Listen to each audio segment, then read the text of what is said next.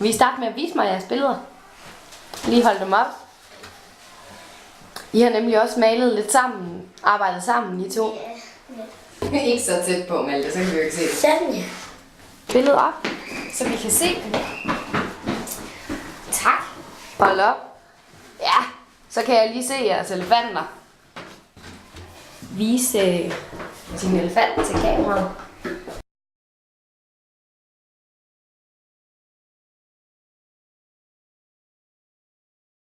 Hvad har du tænkt med din elefant? Hvilke farver har du brugt til baggrunden? Rød og gul. Rød og gul. Hvorfor har du valgt rød og gul? Det ved jeg. Det ved jeg, hvad var. Hvordan har du blandet den grå farve? Med sort og hvid. Og hvis jeg starter med at spørge Johanne, hvilke farver har du brugt? Jeg har brugt lyseblå. Ja. Og grøn og lysegrøn og rød og hvid og lilla og grå. Du har brugt mange farver. Hvordan har du lavet den grønne? Det var ved blå og gul. Hvordan har I blandet den grå? Hvordan har du blandet den fra? Hvid og sort. Og hvad med dig, Rasmus? Blå, grøn, rød, lyseblå, gul, grøn, sort, lilla, rød, hvid og mørkegrøn og brun og mørkerød og en grå. Så også mange farver. Ja. Hvad er det, din grønne farve er? Kan du huske det? Gul. Hvordan har du blandet den lyserød? Bare med hvid og lyserød. Hvid og lyserød? Hvid og rød. Hvordan har du blandet den grønne? Den grønne, det har jeg med blå og gul. Ja. Hvilke farver har du brugt, Katrine, til din baggrund? Det er lyserød, grøn og grøn.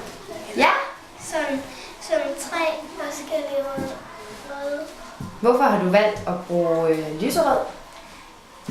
Det ved jeg ikke. Nej. Hvordan har du blandet den lysegrønne dernede? Den Rasmus? der. Den der, som er dit baggrund? Den der. Ja. Blå og gul. Blå og gul, ja. Og hvad med dig, Johan? Hvordan har du blandet den her? Altså, jeg fandt bare noget orange. Du fandt noget orange, men Fra de andre. hvordan er det, man blander orange? Det er gul og rød. Jeg har brugt lilla og lidt lyserød og grøn og gul og rød og sort. Ja. Og hvid. Hvordan har du blandet den grønne? Den grønne, den har jeg brugt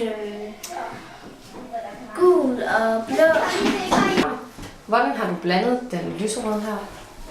Med hvid og rød. Med hvid og rød. Og hvad med den lilla? Det kan jeg ikke helt huske.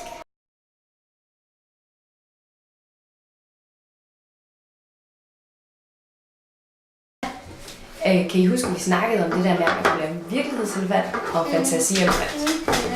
Hvad har I lavet? Fantasi. Er det fordi, det er en fantasielefant? Eller er det en virkelighedselefant?